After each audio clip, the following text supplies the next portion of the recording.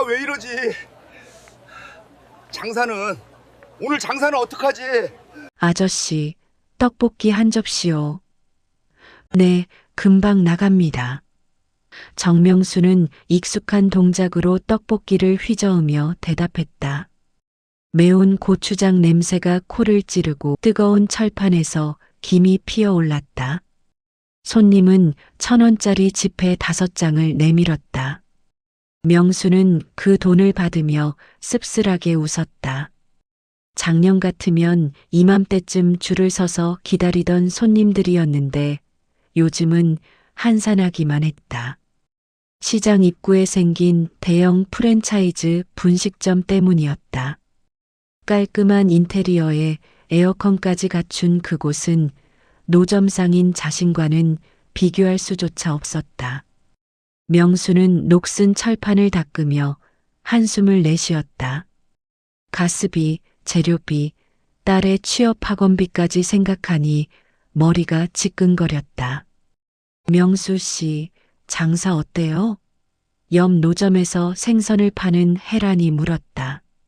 명수는 괜찮다는 듯 손을 흔들었지만 혜란의 눈빛은 걱정으로 가득했다.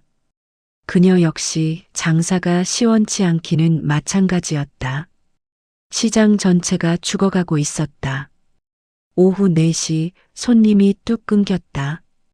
명수는 남은 떡볶이를 정리하며 몸이 묵직하게 가라앉는 것을 느꼈다. 어깨가 뻐근하고 목덜미가 뜨겁게 달아올랐다. 그냥 피곤한 거겠지. 그는 스스로를 다독이며 노점 정리를 시작했다. 저녁 6시 집으로 돌아가는 길에 명수는 편의점 앞에 잠시 멈춰섰다. 딸이 좋아하는 샌드위치가 할인 중이었다. 1,500원. 그는 지갑을 열었다가 다시 닫았다. 오늘 번 돈으로는 가스비도 빠듯했다. 아빠 늦었네요. 집에 도착하자 딸 수진이 현관문을 열어주었다.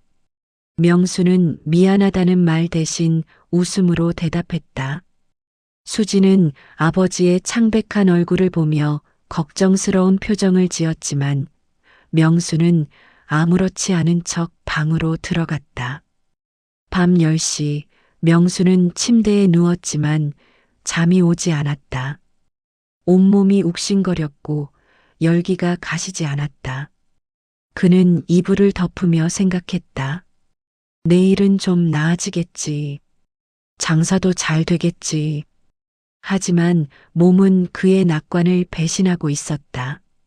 다음 날 새벽 5시 알람 소리에 명수는 억지로 눈을 떴다. 머리가 깨질 듯 아팠고 온몸이 천근만근이었다. 그는 비틀거리며 일어나 시장으로 향했다. 가게를 열어야 했다. 멈출 수 없었다. 멈추면 모든 것이 무너질 것 같았다. 시장에 도착했을 때 명수의 시야가 흔들렸다. 철판 앞에 서자 다리에 힘이 풀렸다. 그는 가까스로 의자를 붙잡았지만 결국 그대로 주저앉고 말았다. 명수 씨, 명수 씨. 혜란의 목소리가 들렸지만 점점 멀어졌다. 명수의 눈앞이 까맣게 변해갔다. 마지막으로 든 생각은 오늘 장사는 어떡하지였다. 예상치 못한 몸살형광 등 불빛이 눈을 찔렀다. 명수는 천천히 눈을 떴다. 하얀 천장, 소독약 냄새, 삐삐 소리를 내는 기계들. 병원이었다. 아버지. 수진의 목소리에 명수는 고개를 돌렸다. 딸의 눈가가 빨갛게 부어 있었다. 옆에는 혜란도 서 있었다. 명수 씨, 정신 차리세요. 깜짝 놀랐잖아요. 혜란이 안도의 한숨을 쉬었다. 명수는 몸을 일으키려 했지만 팔에 꽂힌 링거줄이 그를 막았다. 여기가 응급실이에요. 시장에서 쓰러지셔서 119 불렀어요. 혜란의 설명에 명수의 얼굴이 창백해졌다. 구급차, 응급실, 얼마나 많은 돈이 나갈까? 그는 링거줄을 뽑으려 손을 뻗었다. 아버지, 뭐 하세요? 수진이 아버지의 손을 잡았다. 명수는 딸의 손을 뿌리치려 했지만 힘이 없었다. 나 괜찮아. 집에 가야 해. 가서 장사해야 돼.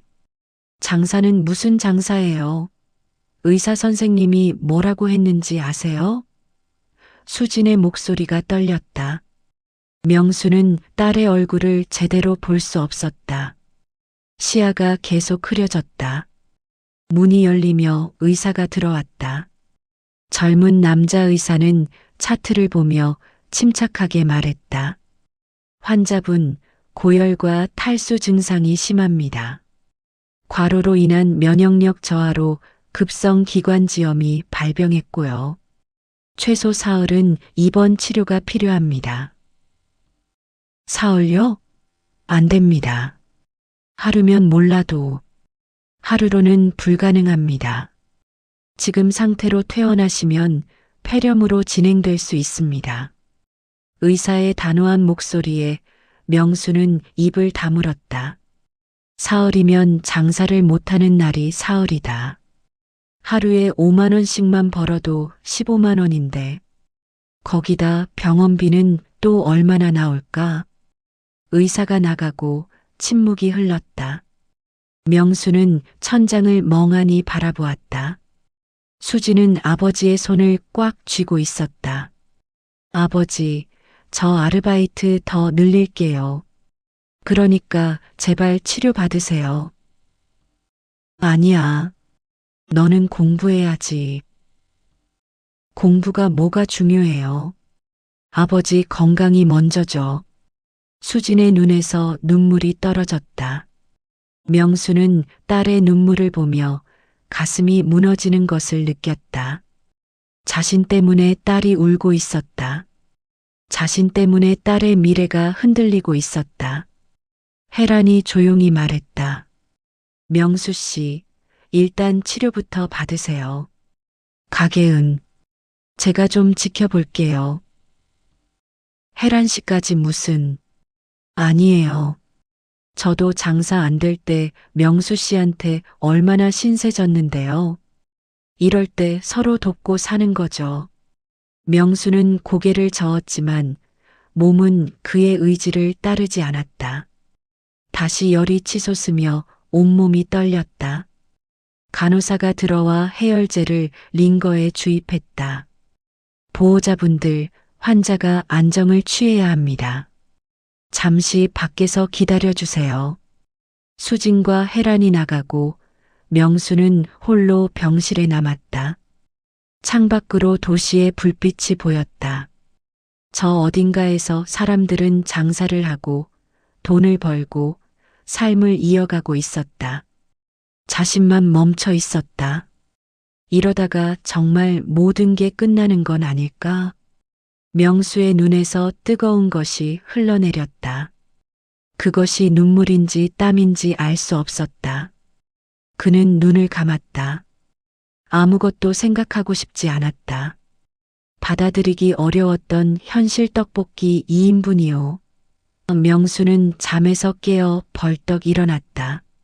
하지만 주변에는 손님도 철판도 없었다. 하얀 병실뿐이었다. 꿈이었다. 창밖은 이미 어두웠다.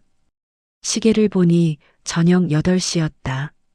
명수는 링거줄이 연결된 팔을 들어 올렸다. 링거 주머니는 반쯤 비어 있었다. 얼마나 잤을까? 하루 종일 잔 것 같았다. 침대 옆 테이블에 도시락이 놓여 있었다. 수진이 사다 놓은 것 같았다. 명수는 도시락을 열었다가 다시 덮었다. 입맛이 없었다. 아니, 먹을 자격이 없는 것 같았다. 장사도 못하면서 밥은 무슨 밥인가. 복도에서 발소리가 들렸다. 명수는 재빨리 눈을 감고 자는 척했다.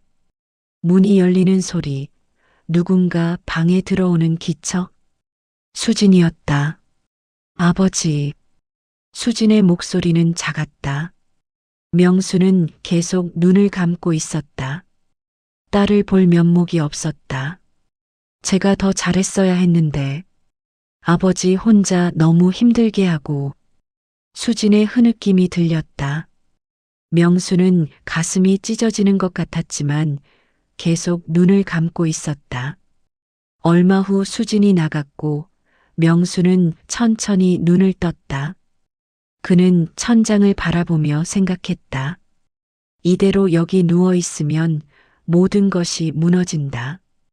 가게는 비어 있고 단골 손님들은 떠나가고 딸은 학원을 그만두게 될 것이다. 그리고 자신은 쓸모없는 사람이 된다. 내일 퇴원하자. 의사가 뭐라든 나가야 해. 명수는 결심했다. 사흘을 기다릴 수 없었다. 하루라도 빨리 돌아가야 했다. 다음 날 아침 명수는 간호사가 링거를 갈아주는 동안 물었다. 제가 오늘 퇴원할 수 있을까요? 네. 의사 선생님 회진 때 여쭤보세요. 근데 아직 열이 안 떨어지셨는데. 괜찮습니다. 많이 나아졌어요. 명수는 억지로 웃었다. 간호사는 의아한 표정으로 나갔다. 회진 시간. 의사는 차트를 보며 고개를 저었다. 아직 체온이 정상이 아닙니다. 하루 더 지켜봐야 합니다. 선생님, 제발. 저 일해야 합니다. 하루라도 못 쉬어요. 환자분, 지금 나가시면 재발합니다. 그럼 더 오래 입원하셔야 해요. 의사의 말은 논리적이었지만 명수에게는 와닿지 않았다. 논리보다 현실이 급했다. 그래도 안 됩니다. 최소 이틀은 더 입원하셔야 합니다. 의사는 단호하게 말하고 나갔다. 명수는 주먹을 불끈 쥐었다. 이틀, 또 이틀이다. 도대체 언제까지 여기 갇혀 있어야 하는가? 점심시간 수진이 병문안을 왔다. 그녀는 죽을 사들고 들어왔다. 아버지, 이거 드세요. 혜란 이모가 만들어주신 거예요. 혜란 씨가? 네. 노점도 잘 지키고 계신데요. 걱정하지 마시래요. 명수는 죽그릇을 받았지만 손이 떨렸다. 혜란에게까지 신세를 지고 있었다. 자신은 도대체 무엇을 하고 있는가? 수진아. 네, 아버지. 미안하다. 왜요? 아버지 잘못 없는데요. 아빠가 더 잘했어야 했는데. 너한테 이런 걱정 안 끼쳤어야 했는데. 수지는 아버지의 손을 잡았다. 아버지, 그런 말씀하지 마세요. 아버지는 최선을 다하셨어요. 그러니까 이제 좀 쉬세요. 제발.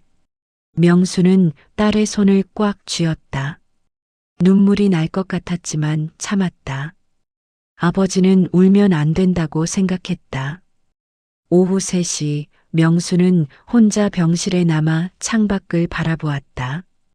저 아래 어딘가에 자신의 노점이 있었다. 비어있는 노점. 아니, 혜란이 지키고 있는 노점. 자신 없이도 돌아가는 세상.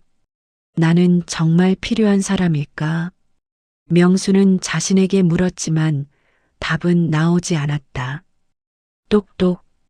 병실 문이 열렸다. 명수는 고개를 돌렸다. 혜란이 들어왔다. 그녀의 손에는 비닐봉지가 들려 있었다. 명수 씨, 좀 어때요? 혜란 씨, 장사는요? 걱정 마세요. 제 노점이랑 같이 돌아가면서 보고 있어요. 혜란은 비닐봉지를 침대 옆에 놓았다. 안에는 과일과 빵이 들어 있었다. 이런 것까지 제가 뭐라고 됐어요. 우리 이웃 아닙니까? 헤라는 의자에 앉으며 한숨을 쉬었다. 그런데 명수 씨, 솔직히 말씀드릴게요. 노점 상황이 좋지 않아요. 명수의 얼굴이 굳었다. 손님이 많이 줄었습니다. 제가 만든 떡볶이가 맛이 없어서 그런가? 아니에요. 명수 씨 레시피대로 했는데도 손님들이 역시 다르네 하더라고요. 명수는 고개를 떨궜다. 역시 자신이 없으면 안 되는 것이었다. 그리고 혜란이 말을 멈췄다. 명수는 그녀를 바라보았다. 시장 임대료가 올랐어요. 다음 달부터 10% 인상이래요. 뭐라고요? 관리사무소에서 통보 왔어요. 대형마트 들어오면서 시장 재정비한다고. 명수는 눈앞이 캄캄해졌다. 임대료 인상. 지금도 빠듯한데 10%나 오르면 감당할 수 있을까? 그때 문이 다시 열렸다. 익숙한 얼굴이 들어왔다. 박동우, 명수가 매일 아침 커피를 사주던 택시기사였다. 명수 형님, 괜찮으세요? 동우 씨? 어떻게? 혜란 누나한테 들었어요. 형님 쓰러지셨다고. 깜짝 놀랐습니다. 동우는 캔커피 2개를 꺼내 명수와 혜란에게 건넸다. 이거라도 드세요. 제가 할 수 있는 게 이것밖에. 명수는 캔커피를 받으며 코끝이 찡해졌다. 이렇게 자신을 걱정해주는 사람들이 있었다. 동우가 의자에 앉으며 말했다. 형님, 제가 택시 운전하면서 여러 사람들 만나잖아요. 그런데 요즘 시장 상인들 얘기 많이 들어요. 다들 힘들어 하신대요. 그래요. 근데 형님 떡볶이는 정말 맛있거든요. 저도 술 마신 날이면 꼭 들러서 먹었잖아요. 동우는 잠시 생각하더니 말했다. 형님, 배달은 생각 안 해보셨어요? 배달? 네. 요즘 다들 배달 시키잖아요. 치킨도 시키고 떡볶이도 시키고. 형님 떡볶이 배달하면 잘 될 것 같은데. 명수는 고개를 저었다. 배달은 나 같은 사람이 할 수 있는 게 아니에요. 앱도 모르고 포장도 어떻게 해야 할지. 제가 도와드리겠습니다. 혜란이 말했다. 저도 요즘 배달 준비하고 있거든요. 같이 해봐요. 둘이 힘 합치면 할 수 있어요. 명수는 두 사람을 번갈아 보았다. 진심이 담긴 눈빛이었다. 하지만 돈도 들고 일단 작게 시작하면 돼요. 포장용기 사고 메뉴판 만들고 얼마 안 들어요. 동우가 말했다. 제가 손님들한테 홍보도 해드릴게요. 택시 손님들 중에 떡볶이 좋아하시는 분들 많거든요. 명수는 입술을 깨물었다. 고맙기도 했지만 부담스럽기도 했다. 자신 때문에 두 사람이 고생하는 것 같았다. 명수 씨, 혜란이 명수의 손을 잡았다. 혼자 다 하려고 하지 마세요. 우리가 있잖아요. 같이 해봐요. 네. 명수는 혜란의 손을 바라보았다. 따뜻했다. 오랜만에 느끼는 사람의 온기였다. 고맙습니다. 정말 고맙습니다. 명수의 목소리가 떨렸다. 혜란과 동호는 웃으며 고개를 끄덕였다. 이틀 후 명수는 퇴원했다. 몸은 여전히 무거웠지만 병원에 더 있을 수 없었다. 병원비 고지서를 받았을 때 명수는 한동안 숫자를 바라보았다. 80만 원. 한 달치 임대료였다. 시장으로 돌아온 명수를 맞이한 것은 혜란의 환한 웃음이었다. 명수 씨 오셨어요. 괜찮으세요? 네, 덕분에. 명수는 자신의 노점을 바라보았다. 깨끗하게 정돈되어 있었다.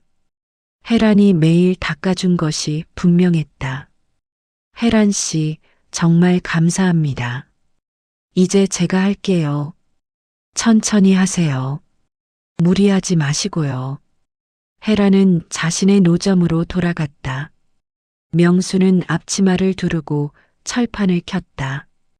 익숙한 열기가 얼굴을 감쌌다. 집이 따로 없었다. 여기가 자신의 집이었다. 저녁 무렵 동우가 찾아왔다. 형님, 이거 보세요. 동우는 스마트폰을 꺼내 보여주었다. 화면에는 명수표 떡볶이 도시락이라는 제목의 게시물이 있었다. 이게 뭡니까? 형님, 노점 홍보 게시물이에요. 제가 커뮤니티에 올렸어요. 명수는 화면을 들여다보았다. 자신의 떡볶이 사진과 함께 40년 전통의 손맛이라는 문구가 적혀 있었다. 40년은 좀. 형님, 20년도 전통이에요. 요즘 세상에 20년 한 자리 지킨 게 얼마나 대단한데요. 동우는 또 다른 화면을 보여주었다. 포장 용기 사진이었다. 이런 용기로 하면 어떨까요? 배달하기 좋게 밀폐되고 가격도 저렴해요. 명수는 고개를 끄덕였다. 동호의 열정이 느껴졌다. 그런데 동호 씨, 왜 이렇게까지 도와주시는 겁니까? 동호는 잠시 멈췄다가 말했다. 형님, 제가 5년 전에 택시 사고 났을 때 기억하세요? 아, 그때. 수리비 없어서 막막할 때 형님이 10만 원 빌려주셨잖아요. 제가 갚으려고 했는데 형님이 됐다고 하셨죠. 명수는 그때를 기억했다. 동호가 얼마나 난처해했는지. 그때 형님 말씀이 기억나요. 어려울 때 서로 돕고 사는 거지라고 하셨잖아요. 그 말 계속 마음에 남아 있었어요. 동호는 명수의 어깨를 두드렸다. 이제 제가 도울 차례예요.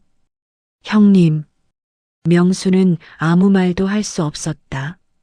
목이 메었다. 다음 날 혜란과 동호, 명수 세 사람은 혜란의 작은 창고에 모였다. 창고는 좁았지만 회의하기에는 충분했다. 자, 일단 메뉴부터 정해봐요. 혜란이 노트를 꺼냈다. 기본 떡볶이, 김말이, 튀김. 이 세트로 가는 게 어때요? 가격은요? 5천 원 정도. 너무 비싸면 안 팔릴 것 같고. 동우가 계산기를 두드렸다. 재료비 생각하면 5천 원은 너무 낮아요. 6천 원은 받아야 할 것 같은데. 6천 원이면 프랜차이즈랑 비슷한데. 세 사람은 고민에 빠졌다. 가격을 낮추면 이익이 없고 높이면 경쟁력이 없었다. 그럼 이렇게 하는 건 어때요? 명수가 조심스럽게 말했다. 양을 좀 늘리는 거예요. 똑같은 가격이면 우리가 더 많이 주면 되잖아요. 그럼 이익이 괜찮아요. 처음에는 손님 모으는 게 중요하니까요. 혜란과 동호는 고개를 끄덕였다. 좋아요. 그렇게 해봐요. 그때 창고 문이 열렸다. 시장관리사무소 직원이었다. 여기서 뭐 하시는 겁니까? 아, 저희가 창고에서 음식 조리하시면 안 됩니다. 위생 문제도 있고 무단 영업으로 간주될 수 있어요. 직원은 단호하게 말했다. 나가주세요. 다시 발견되면 신고하겠습니다. 세 사람은 황급히 창고를 나왔다. 밖에 나온 그들은 서로를 바라보았다. 어떡하죠? 혜란이 한숨을 쉬었다. 명수는 주먹을 쥐었다. 또 막혔다. 또 길이 막혔다. 형님. 동우가 말했다. 포기하지 말아요. 방법은 있을 거예요.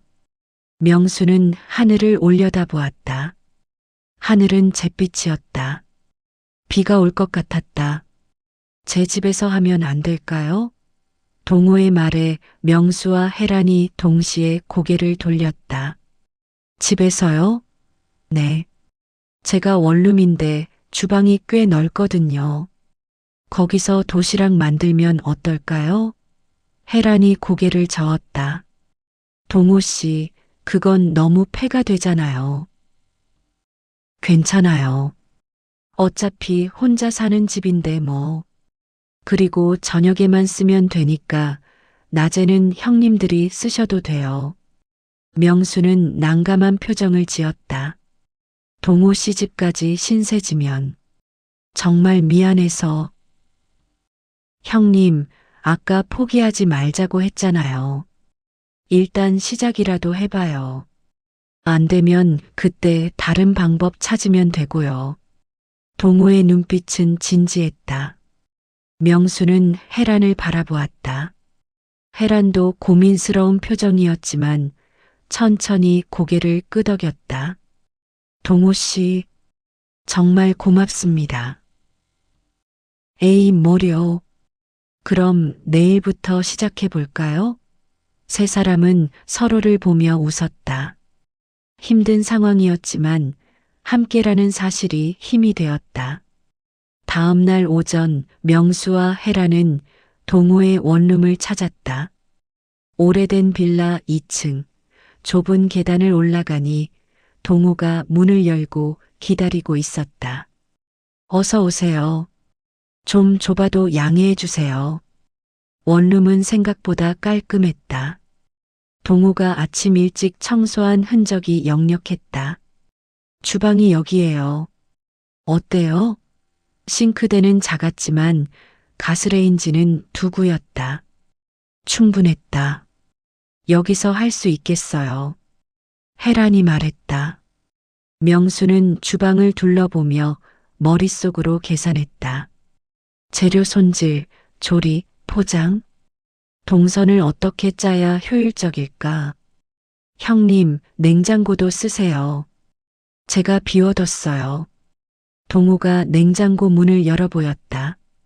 텅 비어 있었다. 자신의 음식까지 다 치운 것이었다.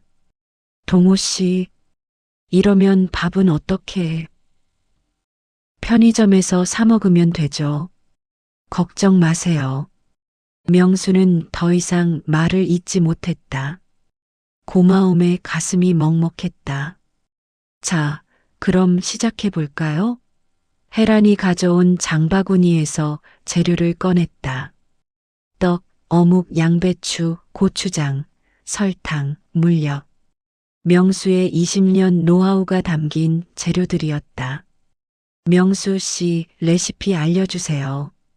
제대로 배우고 싶어요. 레시피라고 할 것도 없어요. 그냥. 아니에요. 형님 떡볶이는 특별해요. 그 비법을 알려주세요. 명수는 앞치마를 두르며 말했다. 비법은 없어요.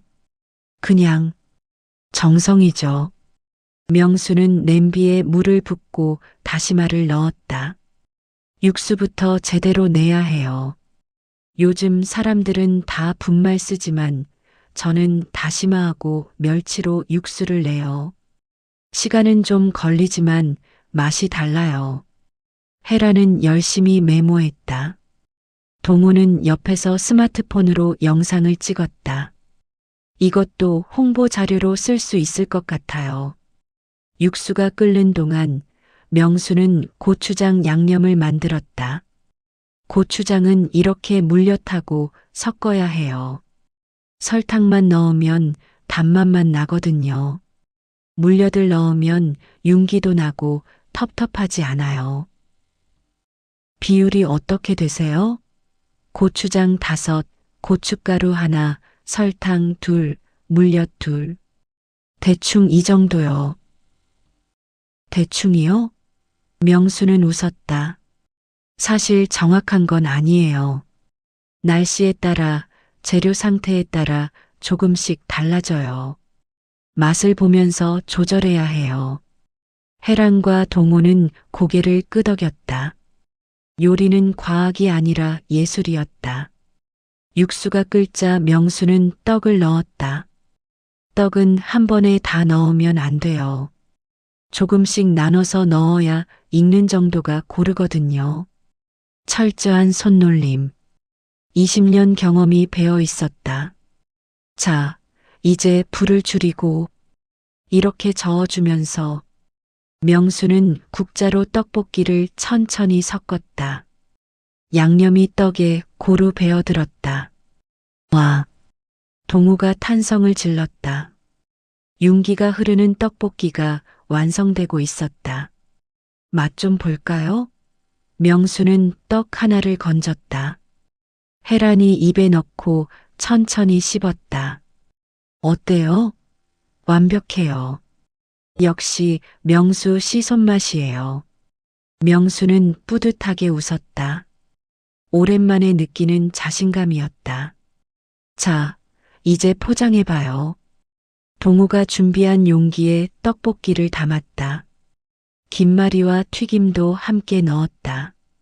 생각보다 그럴듯했다. 이거 사진 찍어도 될까요? 동우가 스마트폰을 들었다. 명수와 해란이 완성된 도시락을 들고 포즈를 취했다. 하나, 둘, 셋. 사진 속 두 사람의 얼굴에는 희망이 담겨 있었다. 이걸 온라인에 올려볼게요. 반응이 어떨지. 동우는 게시물을 작성하기 시작했다.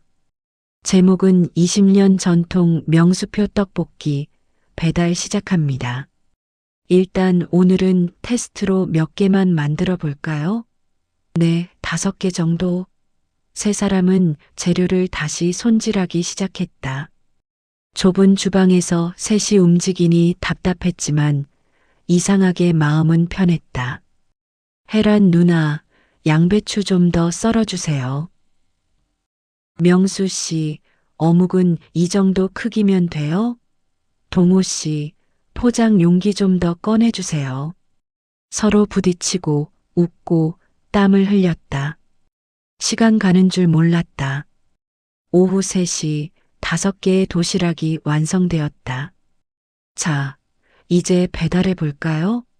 동우가 가방을 메고 일어섰다. 제가 택시 손님 중에 떡볶이 좋아하시는 분들한테 연락해 볼게요.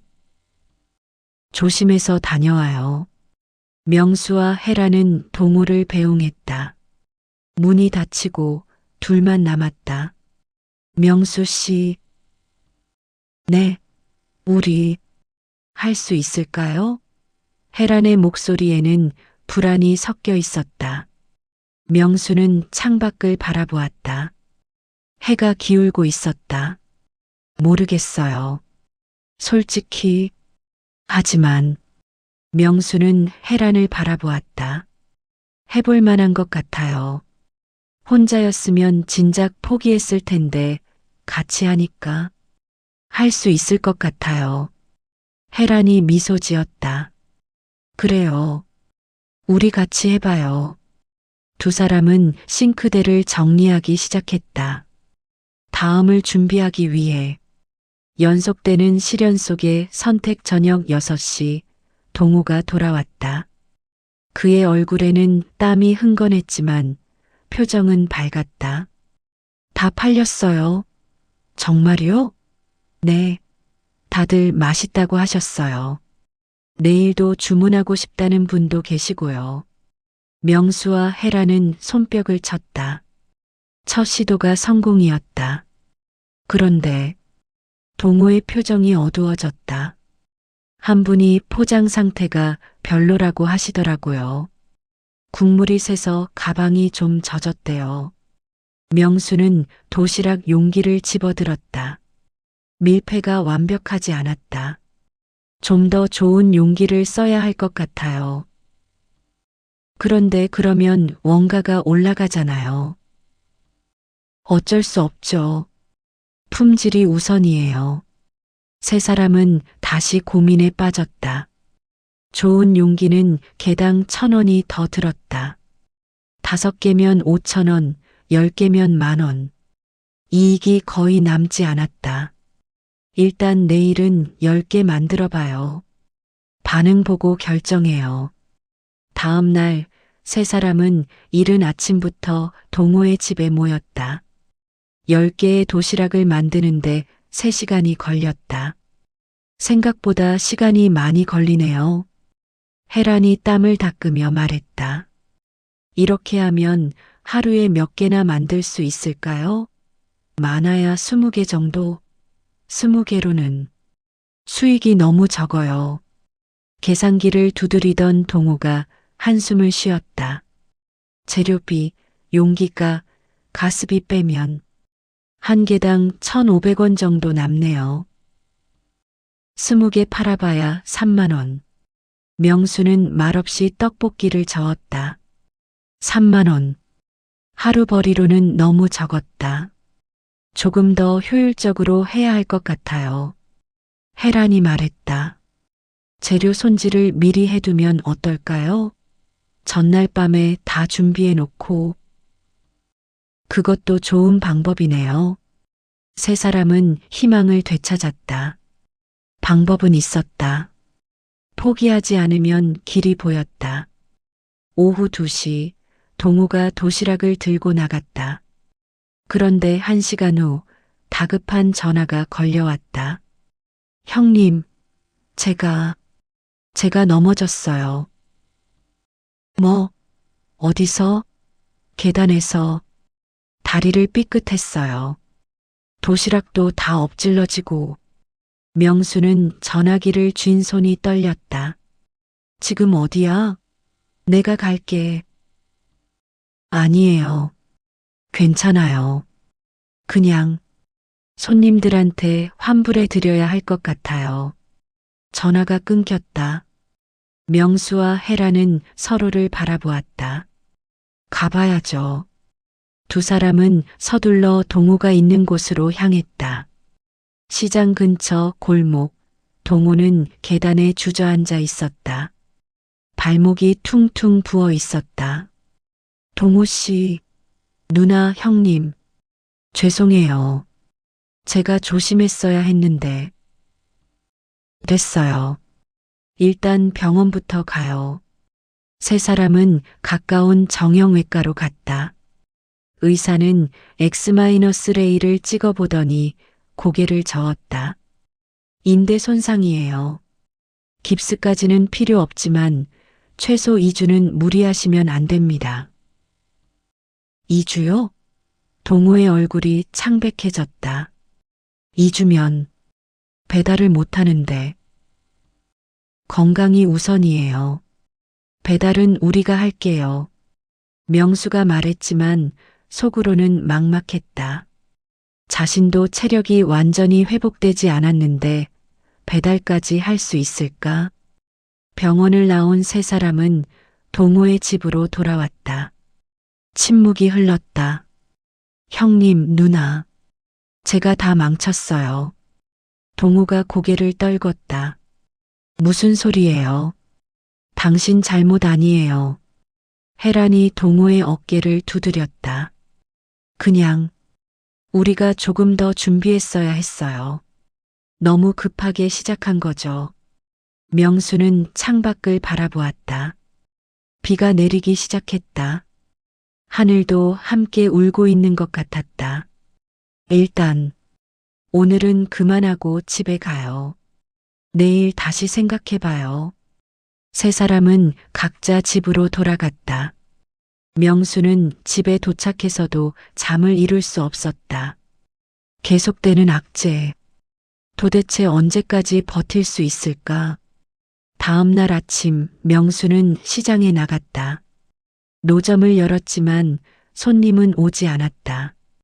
비가 내려서 그런가 아니면 사람들이 정말 떠난 걸까? 점심때가 되어서야 혜란이 찾아왔다. 명수 씨, 어젯밤에 생각해 봤어요. 뭐요? 우리 이대로 계속할 수 있을까요? 혜란의 목소리에는 의심이 섞여 있었다. 명수는 대답할 수 없었다. 자신도 같은 생각을 하고 있었으니까. 솔직히 말하면 모르겠어요. 명수는 처음으로 약한 모습을 보였다. 돈도 안 되고 사람은 다치고 우리가 뭘 잘못한 걸까요? 잘못한 건 없어요. 그냥 운이 안 따른 것뿐이에요. 두 사람은 말없이 빗소리를 들었다. 시장은 점점 더 조용해지고 있었다. 비는 사흘째 내렸다. 시장은 한산했고 명수의 노점도 해란의 노점도 손님이 없었다. 명수는 철판을 닦으며 한숨만 쉬었다. 명수 형님, 동우가 목발을 짚고 나타났다. 동우 씨, 집에서 쉬어야죠. 가만히 있으니까 미칠 것 같아서요. 그리고 동우는 비닐봉지를 내밀었다. 제가 생각해 봤어요. 우리가 왜 안 되는지. 왜 안 돼요? 홍보가 부족해요. 사람들이 우리가 도시락을 한다는 걸 모르거든요. 동우는 비닐봉지에서 전단지를 꺼냈다. 직접 디자인한 것 같았다. 이거 시장 곳곳에 붙이면 어떨까요? 그리고 온라인 커뮤니티에도 계속 올리고. 명수는 전단지를 받아들었다. 명수표 떡볶이, 도시락 마이너스 20년 전통의 맛을 집에서 라는 문구가 적혀 있었다. 동호 씨, 다리도 불편한데 이런 걸 언제? 밤새 만들었어요. 할 수 있는 게 이것밖에 없어서요. 해란이 다가왔다. 동호 씨 말이 맞아요. 우리가 너무 소극적이었어요. 좀 더 적극적으로 나서야 해요. 명수는 두 사람을 번갈아 보았다. 포기하지 않는 눈빛이었다. 알겠어요. 해봐요.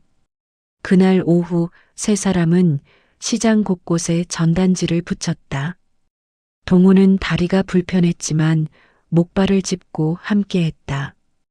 여기도 붙이고 저기도. 전단지를 붙이다 보니 다른 상인들의 시선이 느껴졌다. 곱지 않은 시선도 있었다. 저 사람들 배달한다더니 잘 되나 봐. 잘 되긴. 매일 붙어 다니는 거 보면 장사 안 돼서 그런 거지. 수군거리는 소리가 들렸다. 명수는 애써 무시하려 했지만 가슴 한편이 아팠다. 명수 씨, 신경 쓰지 마세요. 저 사람들은 그냥 시기하는 거예요. 해란이 위로했지만 명수는 쓴웃음만 지었다. 전단지를 다 붙이고 돌아오는 길, 동우가 갑자기 멈춰섰다. 형님, 누나. 제가 한 가지 제안이 있어요. 뭔데요? 제 창고를 쓰면 어떨까요? 거기 좀 넓거든요. 창고요? 네. 집 근처에 작은 창고 하나 빌려놨어요.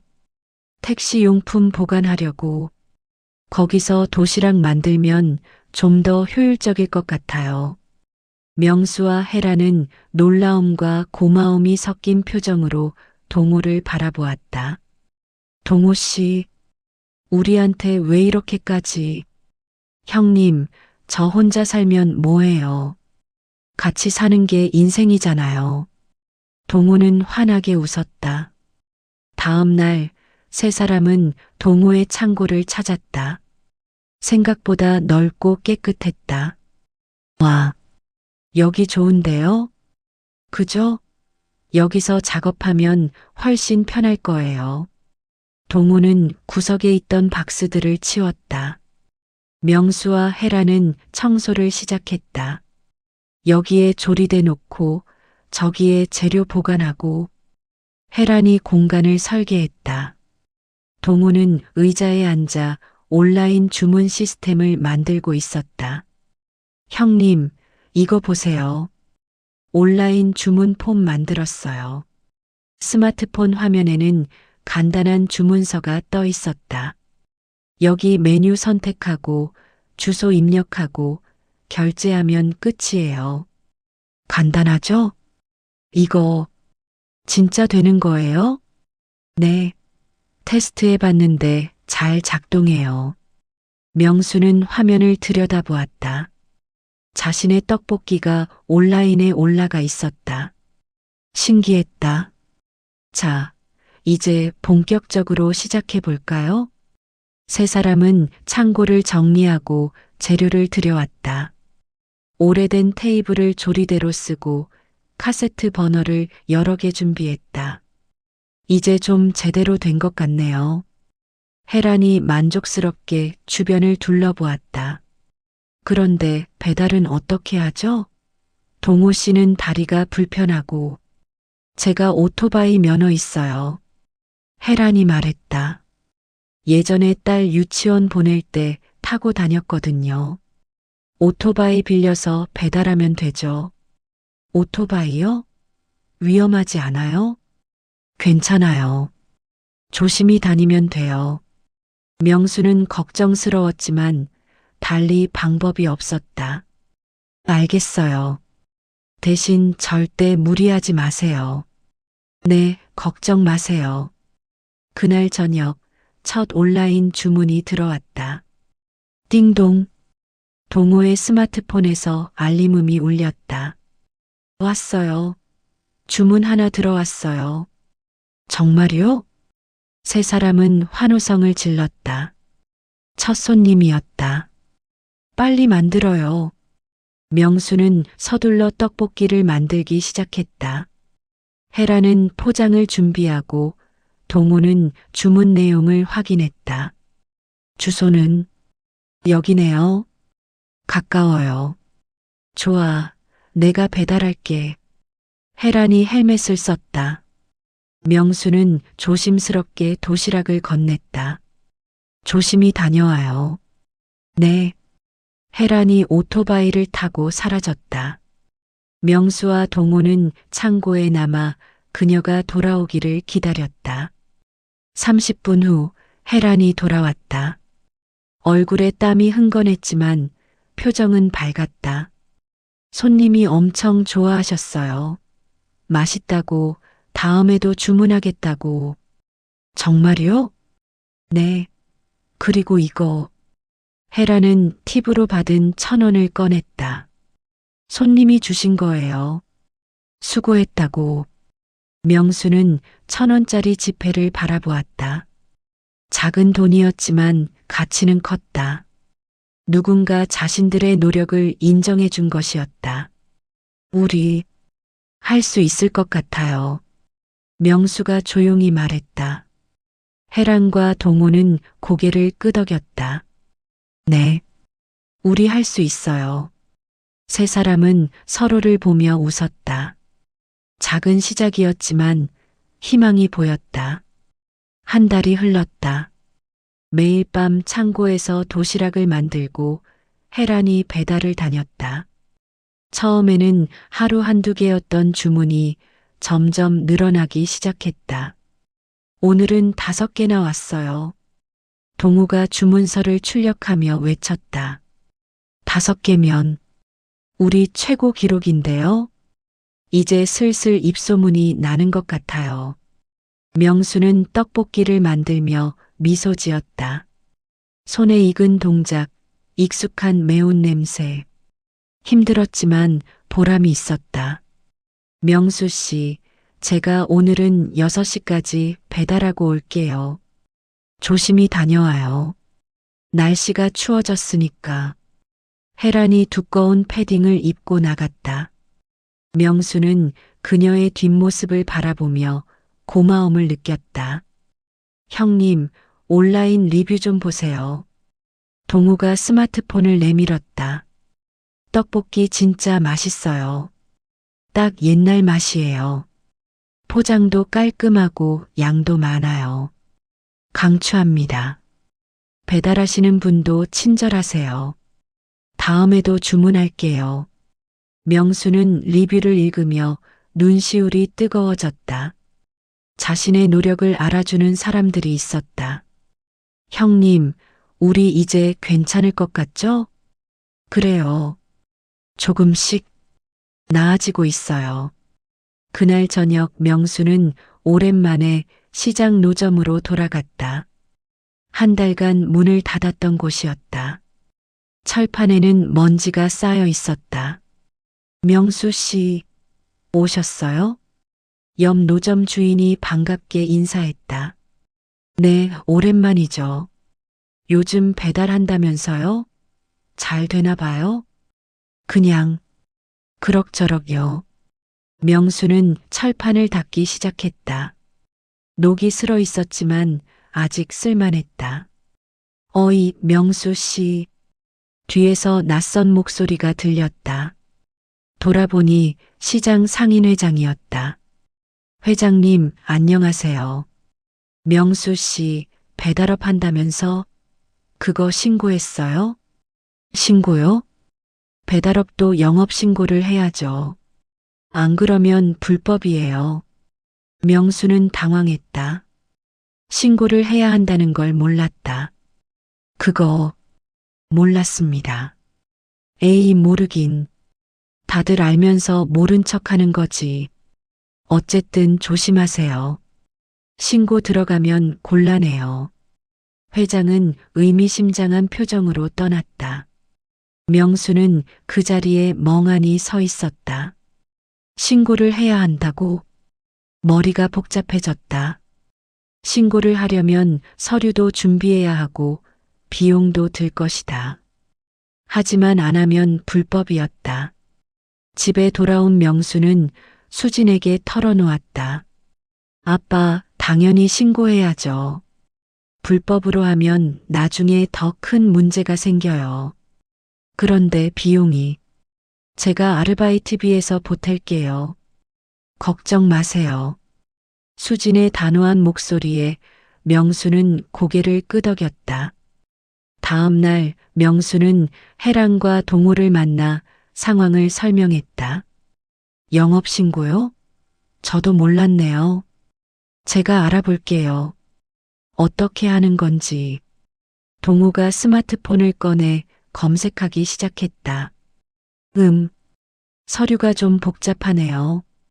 사업자 등록증, 위생교육 이수증, 위생교육까지요? 네. 식품을 다루니까 필수래요. 세 사람은 한숨을 쉬었다. 또 다른 장애물이었다. 어쩔 수 없죠. 해야 한다면 해야죠. 명수가 말했다. 제대로 하는 게 맞아요. 그래야 나중에 문제없이 할 수 있으니까. 그래요. 같이 준비해봐요. 일주일 동안 세 사람은 서류를 준비했다. 보건소에 가서 위생교육도 받았다. 비용은 생각보다 많이 들었지만 필요한 과정이었다. 드디어 사업자 등록증이 나왔다. 명수표 도시락이라는 이름으로. 우리 이제 진짜 사업자네요. 혜란이 등록증을 보며 감격했다. 네. 이제 정식으로 시작하는 거예요. 명수는 등록증을 소중히 간직했다. 20년 노점 생활 끝에 얻은 첫 사업자 등록증이었다. 그날 오후 명수는 다시 시장 노점으로 돌아갔다. 철판을 켜고 재료를 준비했다. 오랜만에 느끼는 익숙한 루틴이었다. 명수 씨, 단골 손님 할머니가 다가왔다. 어머, 오랜만이에요. 어디 아프셨어요? 아, 네. 좀 아팠어요. 이제 괜찮아요. 다행이네. 당신 떡볶이 그리웠어요. 하나 주세요. 네, 금방 나갑니다. 명수는 정성껏 떡볶이를 만들었다. 할머니는 한 입 먹더니 환하게 웃었다. 역시 맛이 똑같아요. 이 맛이에요. 감사합니다. 그런데 배달도 한다면서요? 우리 손주한테도 보내줄 수 있어요? 네, 물론이죠. 전화 주시면 배달해 드릴게요. 할머니는 명함을 받아들고 기뻐하며 떠났다. 명수는 그 모습을 보며 미소 지었다. 저녁 무렵 혜란과 동호가 찾아왔다. 명수 씨, 오늘 주문 10개 왔어요. 10개요? 네. 우리 최고 기록이에요. 대박이네요. 어서 만들어야죠. 세 사람은 창고로 향했다. 10개의 도시락을 만드는데 2시간이 걸렸다. 자, 이제 배달 가볼게요. 혜란이 헬멧을 썼다. 명수는 조심스럽게 도시락을 실었다. 조심히 다녀와요. 네. 혜란이 떠나고 명수와 동호는 창고를 정리했다. 형님, 우리 이제 정말 잘 되는 것 같죠? 그러게요. 믿기지가 않아요. 다 형님 덕분이에요. 형님이 포기하지 않으셨으니까. 명수는 고개를 저었다. 아니에요. 동호 씨랑 혜란 씨가 있었으니까 가능했어요. 혼자였으면 진작 무너졌을 거예요. 우리 셋이 팀이니까요. 두 사람은 웃으며 서로의 어깨를 두드렸다. 봄이 왔다. 시장에도 따뜻한 바람이 불었다. 명수의 노점 앞에는 손님들이 줄을 섰고 도시락 주문도 하루 평균 20개를 넘어섰다. 명수 씨, 이제 우리 직원 뽑아야 할 것 같아요. 혜란이 배달에서 돌아오며 말했다. 직원이요? 네. 저 혼자 배달하기 벅차요. 그리고 주문이 더 늘어나면 감당이 안 될 거예요. 명수는 고민했다. 직원을 쓴다는 것은 곧 월급을 준다는 의미였다. 부담스러웠다. 명수 씨, 괜찮아요. 이제 우리 수익이 안정됐잖아요. 동우가 계산기를 두드렸다. 지난달 수익 보세요. 재료비, 임대료, 모든 비용 빼고도 100만 원 넘게 남았어요. 100만 원이요? 네. 셋이서 나눠도 각자 30만 원 이상이에요. 그리고 이번 달은 더 늘어날 것 같고요. 명수는 믿기지 않았다. 한 달 전만 해도 하루벌이 3만 원에 허덕였는데 이제는 월급을 줄 정도가 되었다. 그럼 해볼까요? 네. 제가 구인 공고 올릴게요.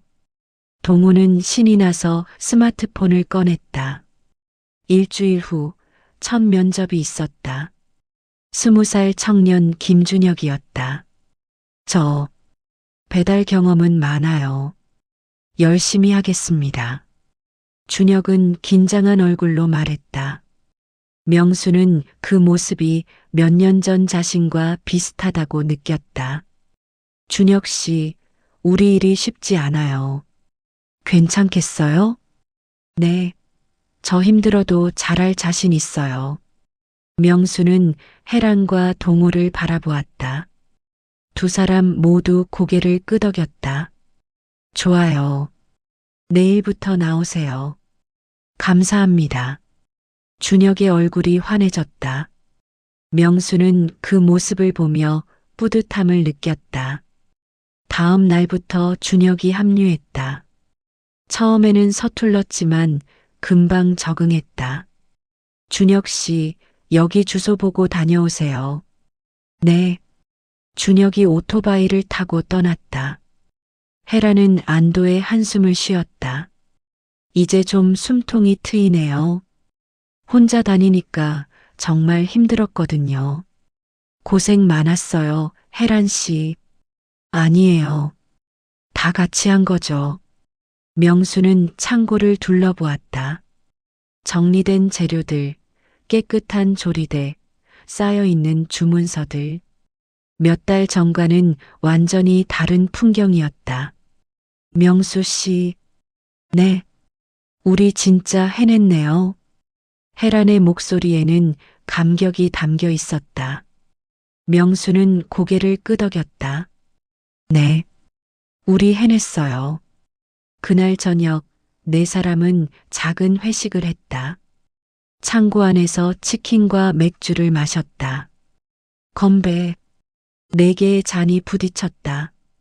형님, 누나, 정말 감사합니다. 저 같은 사람 뽑아주셔서 준혁이 인사했다.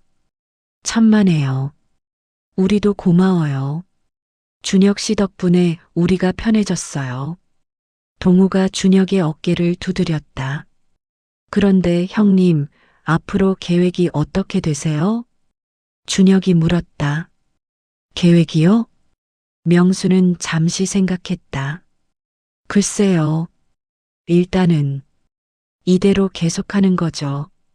더 좋은 떡볶이 만들고 더 많은 손님 만나고 매장을 내실 생각은 없으세요? 이 정도면 작은 가게 하나 낼 수 있을 것 같은데. 명수는 고개를 저었다. 아직은 아니에요. 여기가 좋아요. 시장이 좋고 이 작은 공간이 좋아요. 그래요. 너무 욕심내지 말고 천천히 가요. 혜란이 맥주를 한 모금 마셨다. 우리 속도로 가는 게 제일 좋아요. 맞아요. 우리 속도로. 네 사람은 웃으며 잔을 부딪혔다.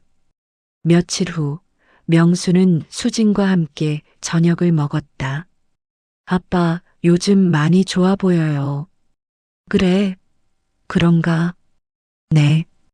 예전에는 항상 걱정스러운 얼굴이셨는데 요즘은 웃으시는 것 같아요. 명수는 딸의 말에 가슴이 따뜻해졌다. 수진아, 아빠가 하나 깨달은 게 있어. 뭔데요? 혼자 다 하려고 하면 안 되더라. 도움을 받는 것도 용기가 필요하고 그게 부끄러운 일이 아니라는 걸 알았어. 수지는 아버지의 손을 잡았다. 아빠 잘하셨어요. 정말 잘하셨어요. 고마워, 딸. 그날 밤 명수는 오랜만에 깊은 잠을 잤다. 악몽도 없었고 걱정도 없었다. 평화로웠다. 다음 날 아침 명수는 시장으로 향했다. 혜란과 동호가 이미 창고에서 준비하고 있었다. 명수 씨, 오늘도 화이팅. 네, 화이팅. 명수는 앞치마를 두르고 철판을 켰다. 뜨거운 열기가 얼굴을 감쌌다. 익숙하고 편안한 감각이었다. 떡볶이 한 접시요. 첫 손님의 목소리가 들렸다. 명수는 환하게 웃으며 대답했다. 네, 금방 나갑니다. 철판 위에서 떡볶이가 끓고 있었다. 매콤한 냄새가 시장을 가득 채웠다. 명수는 국자로 떡볶이를 저으며 생각했다. 이게 내 자리구나. 이게 내 삶이구나. 만족스러웠다. 화려하지 않아도 부유하지 않아도 이 순간이 행복했다. 명수 형님. 동우가 다급히 뛰어왔다. 형님, 큰일 났어요. 왜? 무슨 일이야? 오늘 주문이 30개예요. 30개. 30개. 명수는 놀라서 동우를 바라보았다. 어떻게요? 우리가 감당할 수 있을까요? 명수는 잠시 생각하다가 웃었다. 하면 되죠. 우리 같이 하면 뭐든 할 수 있어요. 그래요. 같이 해봐요. 동우가 소매를 걷어붙였다. 혜란도 달려왔다. 들었어요?